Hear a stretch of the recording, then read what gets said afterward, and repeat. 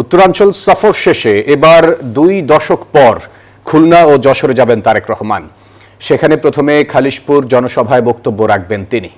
পরে যশোরের উপশহরের কেন্দ্রীয় ক্রীড়া উদ্যানে সমাবেশে যোগ দেবেন দলটির এই শীর্ষ নেতা। তার সফর ঘিরে 2 জেলা জুড়ে সাজ রব। দীর্ঘ 24 বছর পর দক্ষিণের জেলা খুলনা সফরে যাচ্ছেন বিএনপি চেয়ারম্যান তারেক রহমান। সোমবার নগরীর খালিশপুরের প্রভাতী স্কুল মাঠে জনসভায় ভাষণ দেবেন তিনি। তার সফর ঘিরে শহরে বইছে উৎসবের আমেজ। অপেক্ষায় স্থানীয় নেতাকর্মীরা।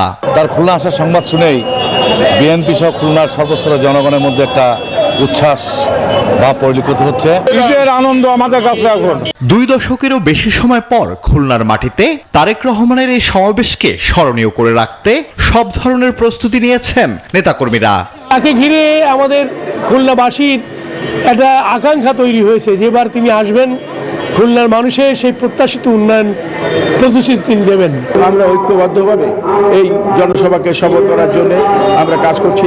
জনগণের দাঁড়িয়ে আমরা পৌঁছাবো এবং তারেক রহমানের আগমনী বার্তা জনগণের কাছে পৌঁছে দেবো। খুলনা মহানগর বিএনপি সবসময় ভালো প্রোগ্রাম করে এসেছে। এবারও তারা দ্রুততার সাথে তাদের অতীত অভিজ্ঞতার আলোকে এই প্রোগ্রাম সফল করতে সক্ষম হবে। টানা তৃতীয়বার অর্জন করেছে দেশের সেরা সুপার ব্র্যান্ড স্বীকৃতি বসুন্ধরা টিস্যু। এদিকে খুলনা সমাবেশ শেষে একই দিনে যশোরে যাবেন বিএনপি চেয়ারম্যান। যশোরে এবারই তার প্রথম সফর।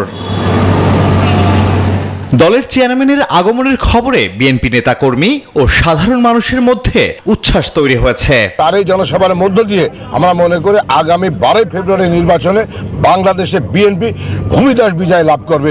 উপশহরের মানুষ আনন্দ উদ্বেলিত, আমাদের ভাষা প্রকাশ করার সুযোগ নাই। যশোর উপশহরের কেন্দ্রীয় ক্রীড়া উদ্যানে সমাবেশ স্থলেরও প্রস্তুতি শেষের পর্যায়ে।